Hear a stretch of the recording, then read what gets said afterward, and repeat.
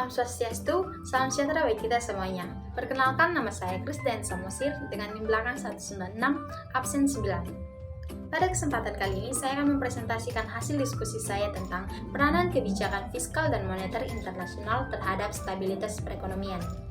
Adapun pembahasan pada hari ini atau subbab pada hari ini ada terdiri dari 3. Yang pertama itu stabilitas ekonomi, yang kedua adalah indikator kestabilan ekonomi, dan yang terakhir adalah kebijakan menangani masalah stabilitas perekonomian. Kita masuk yang pertama adalah stabilitas ekonomi.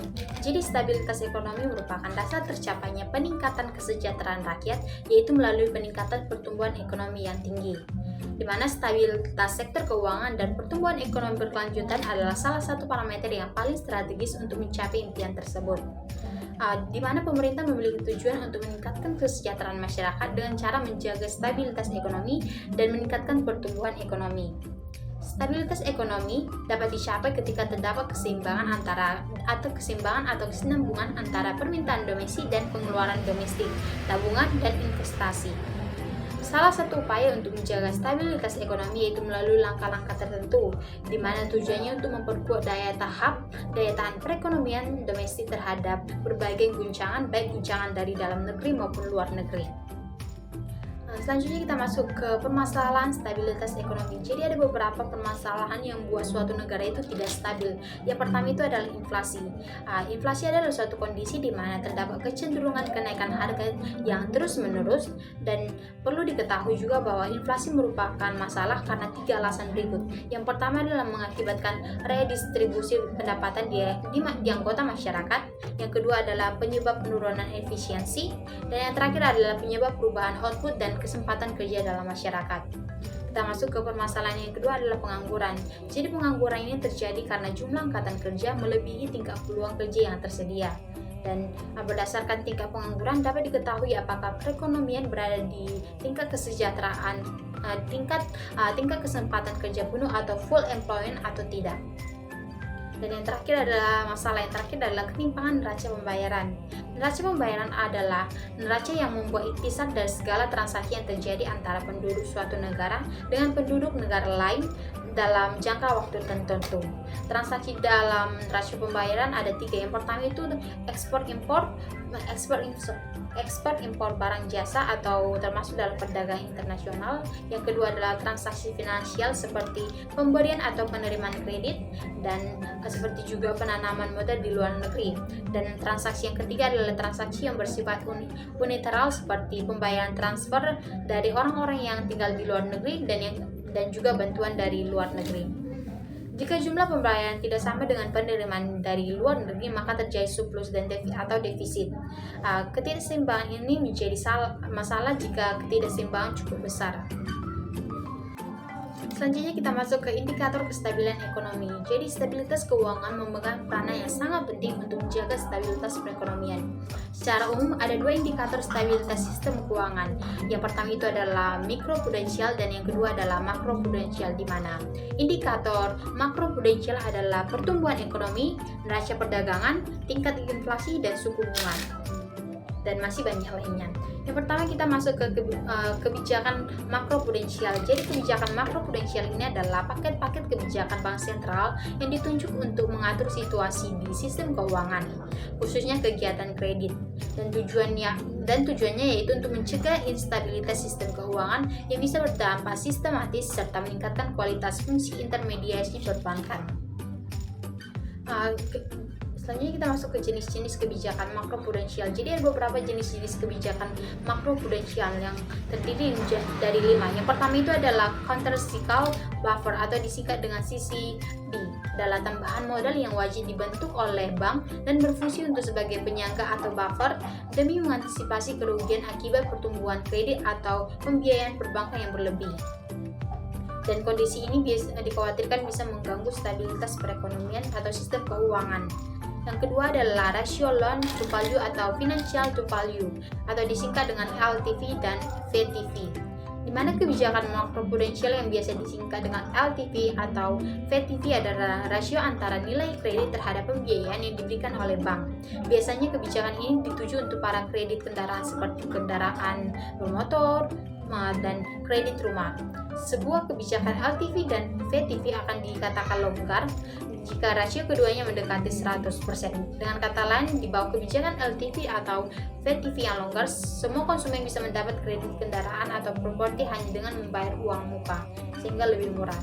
Dan yang ketiga adalah rasio intermediasi makroprudensial atau disingkat dengan RIM, di mana RIM adalah instrumen makroprudensial yang ditunjuk untuk menilai kemampuan kredit perbankan. RIM sendiri merupakan perluasan dari rasio pinjaman terhadap pendanaan yang akrab disebut dengan Loan to Funding Ratio atau LVR.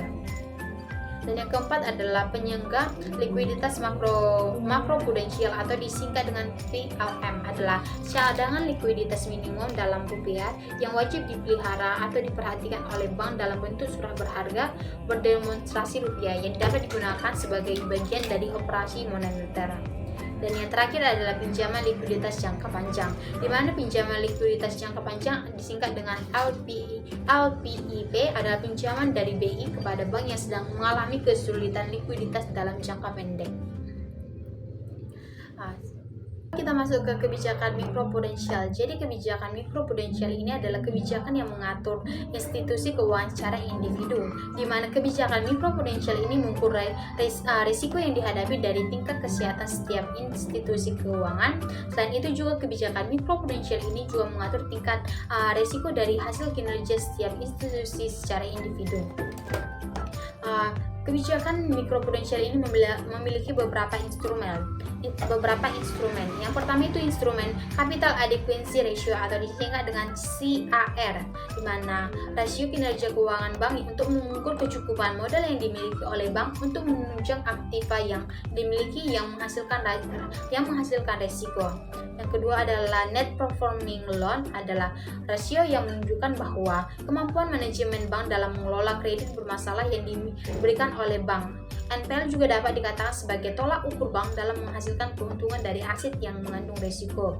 Dan yang ketiga adalah BOPO, yaitu merupakan rasio perbandingan antara beban operasional dengan pendapatan operasional suatu bank. Dengan melakukan perhitungan tersebut, bank akan mencapai efisiensi operasional sehingga keseluruhan biaya yang dikeluarkan bank tersebut dapat diminimalisir dan berdampak terhadap pertumbuhan laba. Dan yang terakhir yang keempat adalah Return on Asset atau yang disingkat dengan ROA, adalah rasio yang digunakan untuk mengukur kemampuan manajemen bank dalam menghasilkan keuntungan secara relatif dibanding dengan total aset. Dan yang terakhir adalah Loan to Debt Ratio adalah rasio antara seluruh jumlah kredit yang dihadapkan terhadap dana pihak ketiga. Besarnya jumlah kredit yang disalurkan akan menentukan keuntungan bank jika bank tidak mampu menyalurkan kredit secara dana yang ada. Yang ketiga masuk ke dalam menangani masalah stabilitas ekonomi. Adapun sasaran dari kebijakan menangani masalah stabilitas ekonomi yaitu adalah terpeliharanya stabilitas ekonomi makro yang dapat mendukung tercapainya pertumbuhan ekonomi yang tinggi dan berkualitas, dan serta meningkatkan kemampuan pendanaan pembangunan baik yang bersumber dari pemerintah maupun swasta dengan tetap menjaga stabilitas nasional. Adapun arah kebijakan yaitu stabilitas ekonomi dijaga melalui pelaksanaan sinergi kebijakan moneter yang berhati-hati secara pelaksanaan kebijakan fiskal yang mengarah pada kesinambungan fiskal atau fiscal sustainable dengan tetap memberikan ruang gerak bagi peningkat kebijakan ekonomi. Stabilitas ekonomi akan didukung dengan reformasi struktural di berbagai bidang dan meningkatnya ketahanan sektor keuangan melalui penguatan dan pengaturan jasa keuangan, perlindungan dana masyarakat, serta peningkatan koordinasi dari berbagai otoritas keuangan melalui jaringan pengamatan sistem keuangan secara bertahap. Yang pertama kita masuk ke kebijakan fiskal. Kebijakan di bidang fiskal diarahkan pada beberapa kebijakan. Yang pertama itu menyeimbangkan antara peningkatan alokasi anggaran dengan upaya untuk meningkatkan kesinambungan fiskal melalui peningkatan penerimaan negara dan efisiensi belanja negara, serta dengan tetap mengupayakan penurunan defisit anggaran secara bertahap. Yang kedua itu adalah menurunkan pembiayaan defisit anggaran kebijakan sehingga menimbulkan crowding out pembiayaan sektor swasta.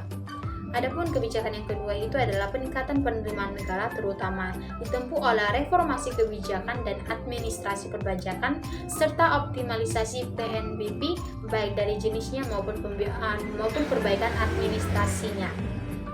Dan yang ketiga adalah peningkatan efektivitas dan efisiensi pengeluaran negara, terutama yang ditempuh melalui yang pertama itu pembiayaan secara jelas kewenangan antara pemerintah pusat dan daerah yang diikuti dengan perdanaannya berupa belanja daerah dan kaitannya dengan dana dekonsentrasi dan tugas pembangunan sesuai dengan peraturan perundang yang berlaku. Dan yang kedua itu dengan menajamkan alokasi anggaran antara lain dengan relokasi belanja negara agar lebih terarah dan tepat sasaran. Adapun kebijakan yang keempat itu adalah peningkatan pengelolaan pinjaman luar negeri, di mana pemerintah yang diarahkan untuk menurunkan stok pinjaman luar negeri tidak saja relatif terhadap PDB tetapi juga secara absolut. Sementara itu untuk pinjaman dalam negeri diupayakan tetap adanya ruang gerak yang cukup pada sektor swasta melalui penarikan pinjaman neto kurang dari 1% PDB menurun secara bertahap. Yang kedua kita masuk ke kebijakan sektor keuangan. Percepatan fungsi intermediasi dan pengeluaran dana masyarakat diarahkan melalui yang pertama itu optimalisasi penyaluran kredit perbankan terhadap peningkatan akses permodalan kepada usaha mikro kecil dan menengah atau disingkat dengan UMKM. Dan yang kedua itu meningkatkan diversifikasi sumber-sumber pendanaan lembaga jasa keuangan non-bank melalui pengaturan dan law enforcement pada pengawasan industri jasa keuangan non-bank. Dan yang ketiga kita masuk ke kebijakan terkait neraca pembayaran.